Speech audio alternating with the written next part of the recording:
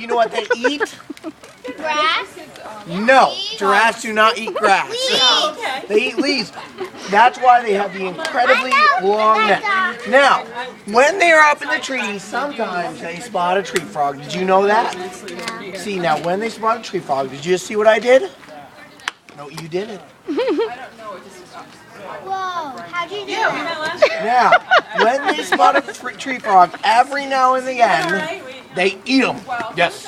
See, it's by accident mostly, but sometimes, I don't know, maybe they like to eat them. But when they do, it gets stuck in their throat, just like a frog. Anybody had a frog in his throat before? No? Okay. Anyway, so when it does, there's the froggy, but he's sticking out his tongue because he's thirsty. And let me see here. I gotta give him some eyes. Make him a happy giraffe. Da-da-da-dun. Da-da-da-dun. Da-da-da-dun. And here we go. We have one really cool giraffe with a frog in its throat. And there you go.